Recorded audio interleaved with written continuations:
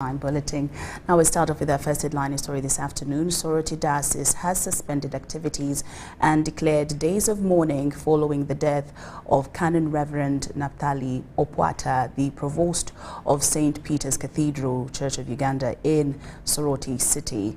Now, according to the congregation and the clergy at Soroti Church, Canon Reverend Opwata passed away last Friday at Soroti Regional Referral Hospital. His death has deeply affected the community as he was a cherished mentor to many. We have more details. We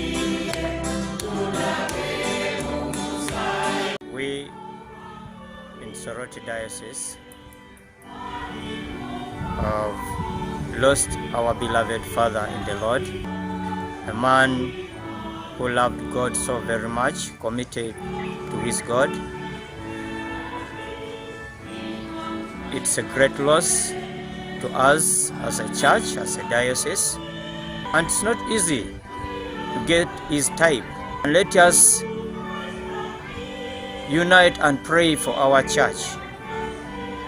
The gap has been created and is irreplaceable. So sad and grieved about the death of our beloved provost. He has been a very down-to-earth priest, and he has been so strict, but his strictness was teaching us something, that we need to be doing our work systematically, and he was also keen about protocols, procedures of doing things.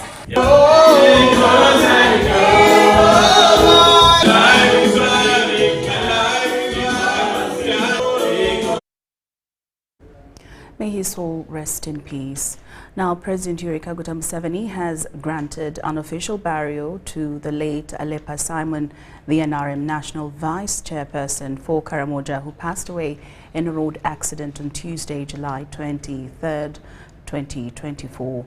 Aleper's body will lie in state at Parliament on Thursday, July 25th, and will be moved to the party secretariat for a vigil on Friday, July 26th. The president is expected to join mourners with the burial scheduled for Tuesday, July 30th in Napak district. I need to thank His Excellency the President of the Republic of Uganda, who is also the chairman of the National Resistance Movement Party, for according our colleague an official burial. And this is extremely exciting, because even if it's in the bad period, we feel he's being honored well for the service that he has rendered the country and the party. The late was a member of parliament for Moroto municipality. I served with him in the 9th parliament, and later on he was elected the regional vice chairman for Karamoja, representing the party. Karamoja is a very strong region that supports the party deeply, and we feel this is a very good recognition from the chairman of the party and the president that we give our comrade, Honorable Aleper Simon, an official burial. The arrangement for the burial and the programs will be communicated very shortly by the Director of Media and Public Relations. And we will thank the president once again, and government of Uganda and the people of Karamoja for standing strong during this time. From yesterday that we received this sad news, we have been in meetings throughout. We received the body from Iganga. We received the body at Mulago Hospital yesterday. And from yesterday up to now, everybody is in the party head office for a meeting, coordinating events and volunteering to be part of the arrangement. So I need to thank them so much as a party. Honorable Simon Aleper, I knew him personally. I was with him at the university, at Makerere University. We finished together, and he was part of the team that campaigned for me when I was contesting for the Guild presidency of Makerere University.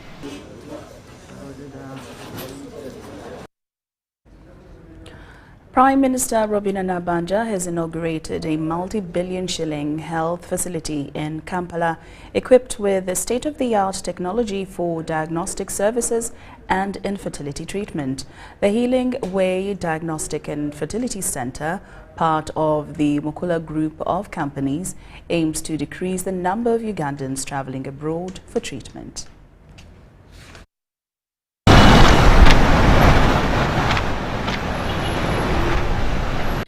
Infertility has negative consequences on the social, economic and psychological well-being of affected individuals, families and communities. Given the prevailing circumstances in the country, Prime Minister Robert Nabanja commissioned a multi-billion facility center to tackle infertility issues in the country. My honor to officially. Although Uganda has a high fertility rate, there is a big number of couples who suffer from infertility. About 10 to 15% of the couples cannot have children due to infertility. While Uganda, while it has a very high fertility rate, we also have among the highest rates of infertility in the world.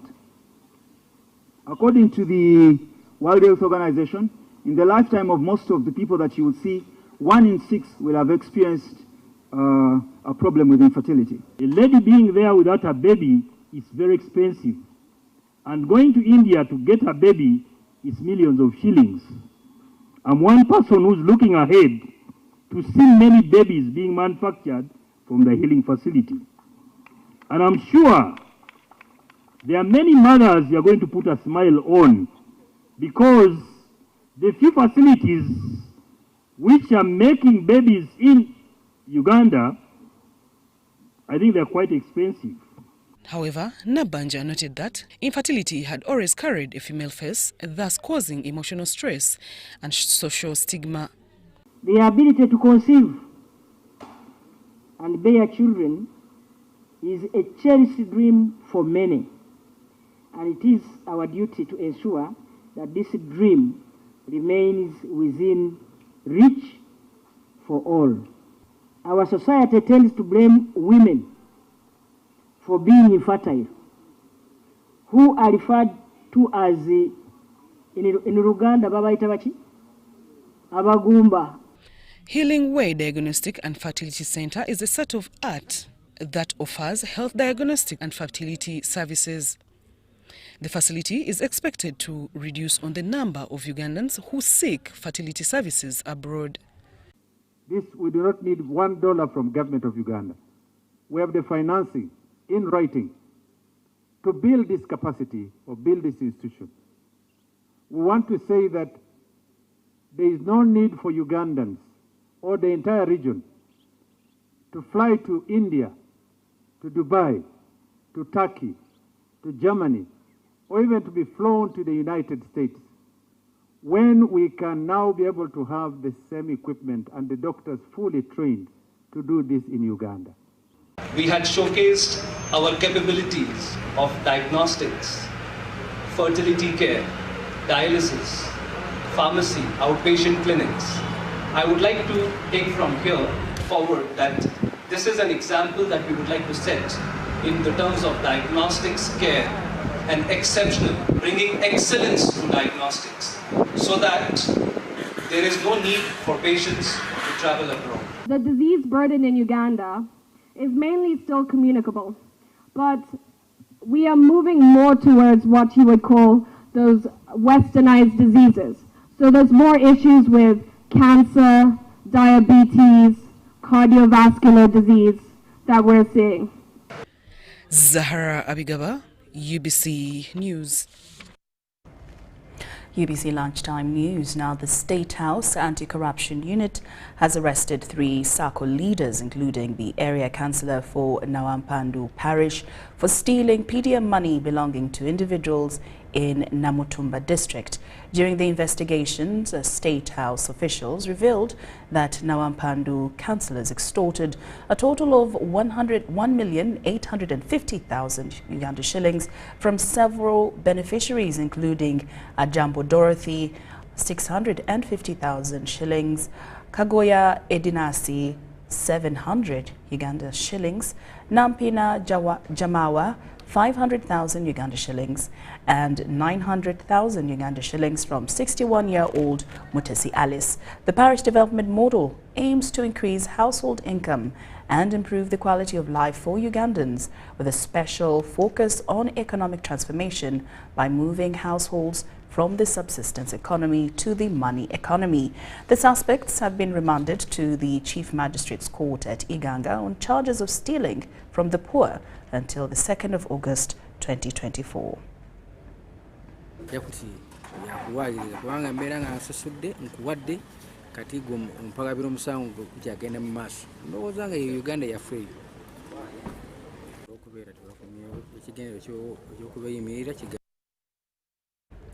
Now, UBC Lunchtime News takes a very short break, but we return with more stories after these messages. Don't move an inch.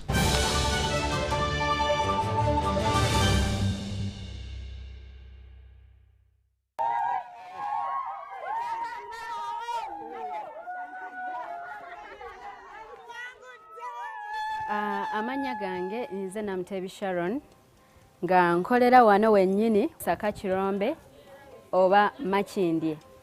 Empangula gye nawanguddemu ssente mbadde nga nkozesa mobile money nga nsindika school fees w'omwana ku ssomero. Okutegeera nti mpangudde, nze mutima neegambye nti kambalinde bamale okujja ndyoke nzikirize nti mpangudde. Kyennyinza okubagamba nti si byabafere, weewaawo abafere gye bali, naye ennamba eri emu yokka era bw'eba ekukubidde omanya eyo si yabafere. Mpulira bulungi nnyo era ndi musanyufu nnyo.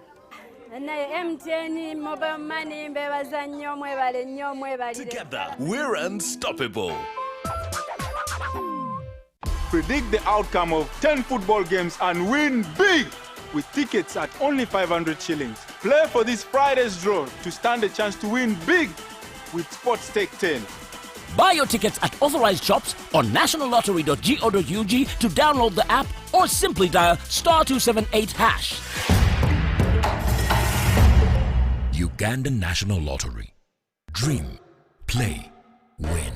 Participants must be 18 years or older. Play responsibly. The Uganda National Lottery is operated by Ituba Uganda and regulated by the National Lotteries and Gaming Regulatory Board.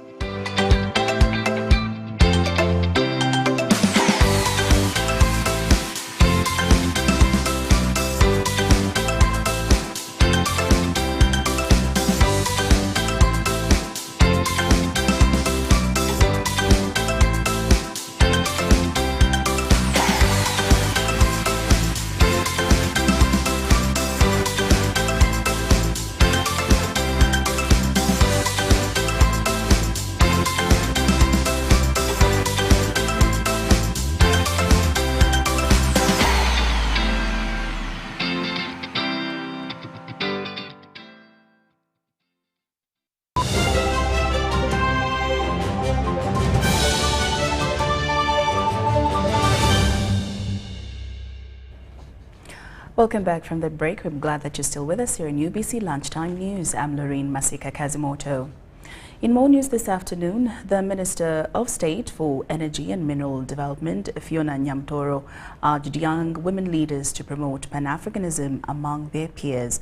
She emphasized the power of peer influence in driving change and enhancing the movement's impact across the continent. Minister Nyamtoro made these remarks at the opening of the Young African Women Leaders meeting affiliated with the Pan-African Women Organization.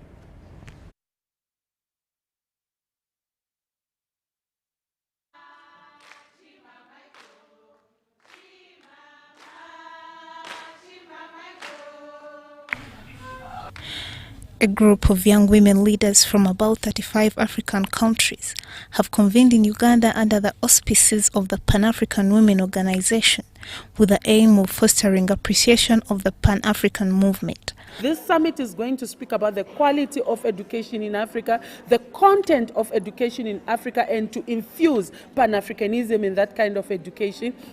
This summit is also going to discuss how do we ensure that we influence our governments in the region to trade with one another and to ensure that African resources remain in Africa, benefit African people, but more importantly, elevate and benefit the girl child. Those are issues that this summit is going to discuss and ensure that we place young women at the center of the economy of the continent, at the center of the decisions that the region takes.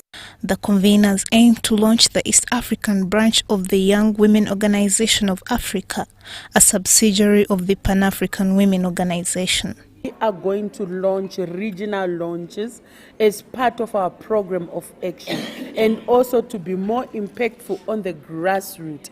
Regional launches are going to ensure that organizations, countries in regions who share the same challenges and also share the same cultures work together to implement the programs that we have agreed on the continental level.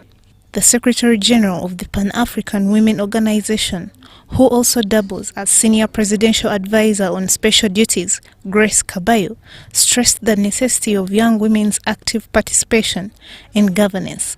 Kabayo reaffirmed the power's commitment to empowering young women and enhancing their role in shaping the continent's development agenda. Teach us what you want us to know, and when we understand, we shall walk with you. Show us how you want us to do it. And let us also share how we see things, how we understand them, and how we thought we were doing them right when you saw it wrong. I'm sure we shall be a stronger team and very dependable on the world. Presiding the official opening of the meeting was the Minister for Minerals and the National Youth Parliamentary Representative, Fiona Nyamtoro. Viva Africa! Viva! Viva Africa! Viva! In her remarks, the Minister Nyamtoro challenged young women leaders to offer impactful leadership that will steer socio-economic development in Africa. When African women are talking, we are talking as daughters and mothers of the soil. Take away the activism that you want to criticize. Listen to our message. Because these are the custodians of Africa's future. These are the ones that determine how far Africa goes from today onwards. The minister also implored them to capitalize on the peer influence as a tool to cause transformation across the continent. Peer influence is one of those strong tools that we have today when it comes to communicating and resonating with the young people. So it's very important that we have a formidable group of young people that, one, are acting the right way, two, also utilizing the right information and transcending it to other young people, so that the influence is used to galvanize positive change, and that is what we are driving for. The conference, running under the theme championing the inclusion of young women in critical sectors of the economy to build a better Africa for all. The conference is seen as a pivotal step towards empowering the women in governance and socio-economic development.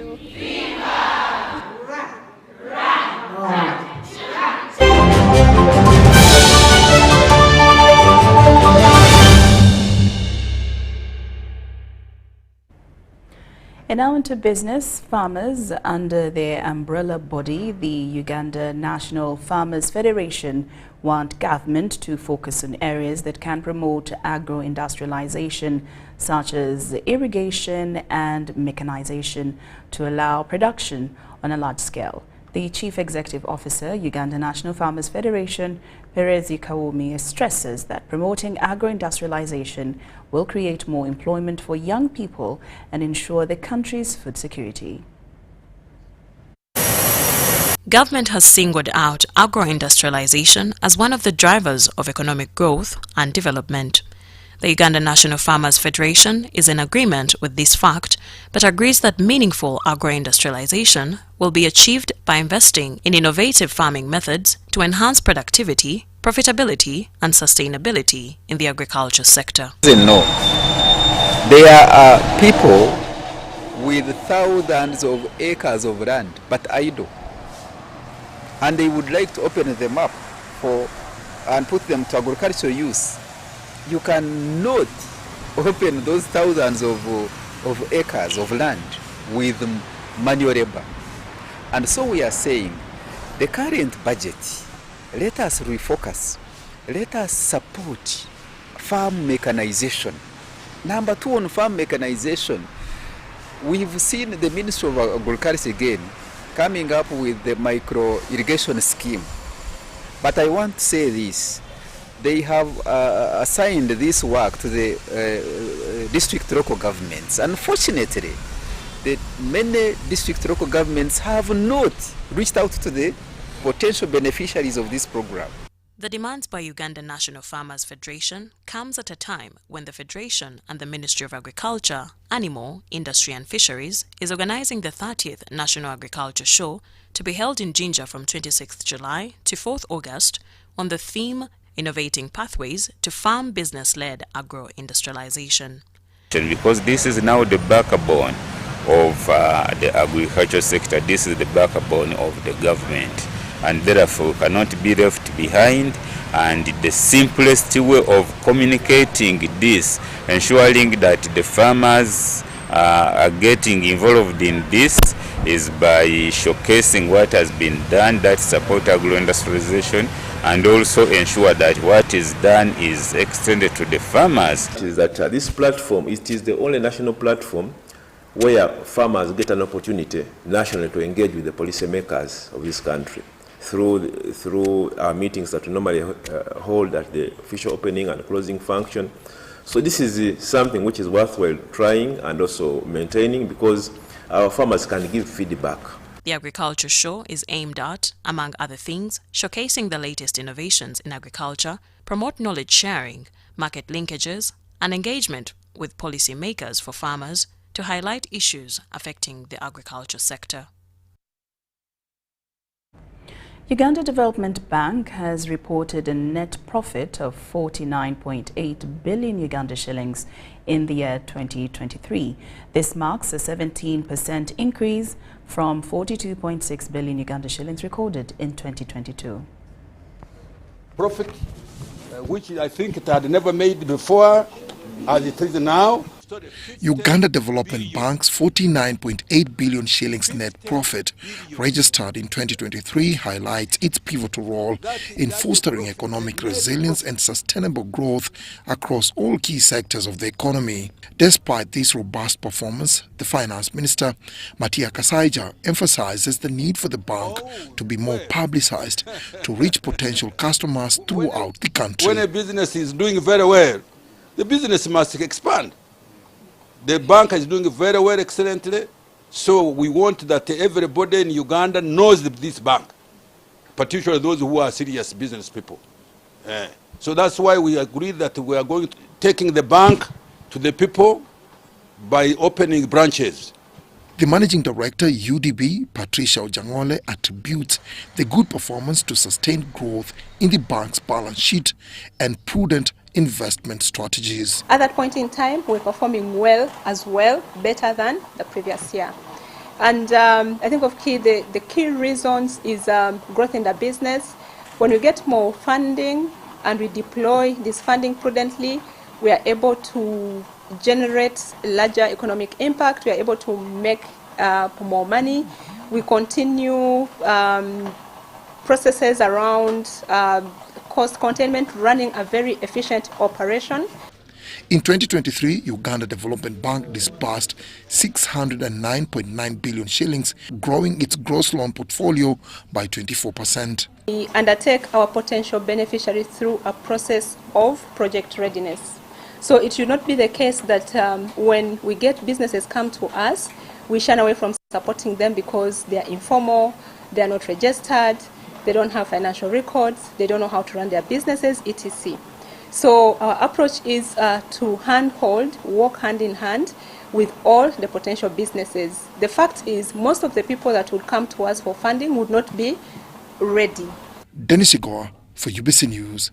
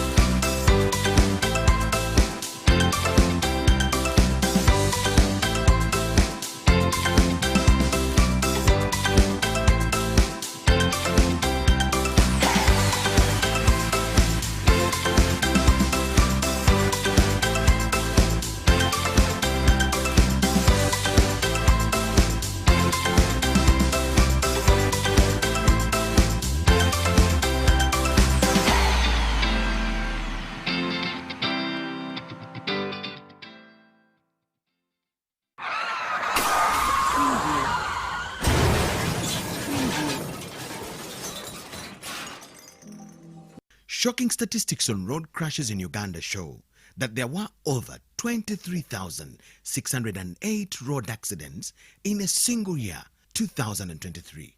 This highlights an increase of 16% compared to the previous year. The Uganda Traffic and Road Safety Report of 2023 also shows that there were 24,728 casualties from road crashes, with 4,806 people dead, 16,736 seriously injured, and 3,186 escaping with minor injuries. The rampant increase in the number of road crashes and casualties in Uganda is seriously alarming. According to Uganda Police Traffic Report, 80% of road crashes in Uganda are as a result of speeding, reckless driving, and violation of traffic rules and regulations. Your life and that of other road users matters. Every life taken or injured in a road crash is an emotional loss to a family, resource loss to a business, development contribution loss to a community, and a socio-economic loss to the nation. Join hands together to reduce and, if possible, eliminate road crashes from our roads by avoiding reckless driving, obeying traffic signs and rules, and maintaining public safety intelligence to keep ourselves, passengers and other road users safe at every time. Remember, drive safe today to live again tomorrow. Tofira kukubo.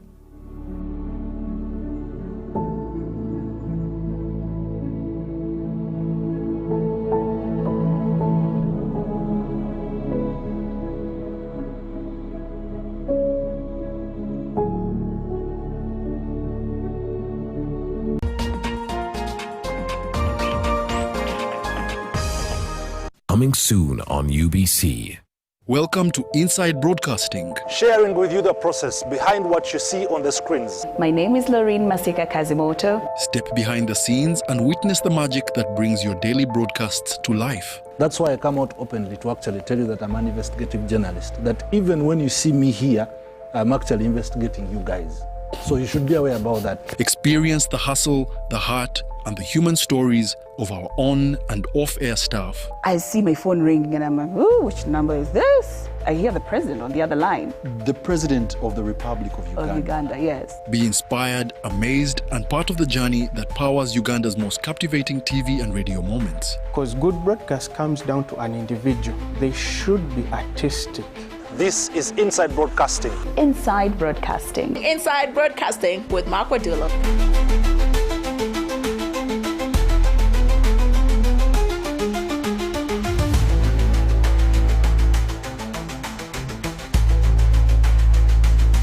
Coming soon on UBC.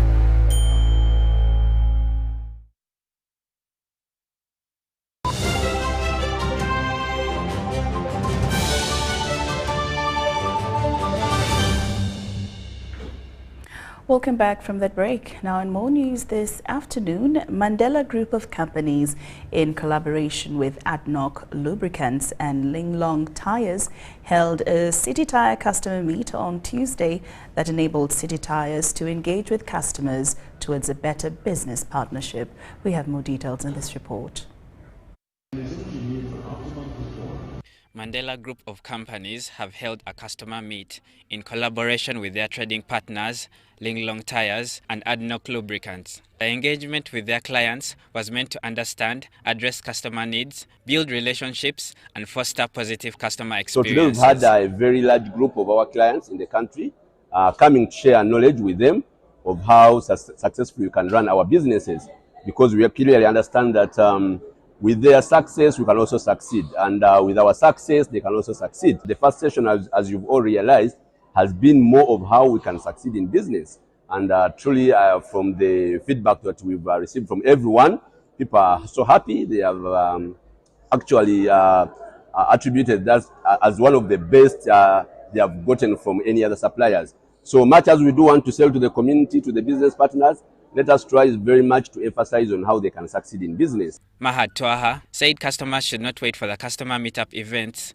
but can also engage them at any given time. Our door is always open, It's not that we handle feedbacks only on these days. We have a very good network of our teams in the field, of our branches around.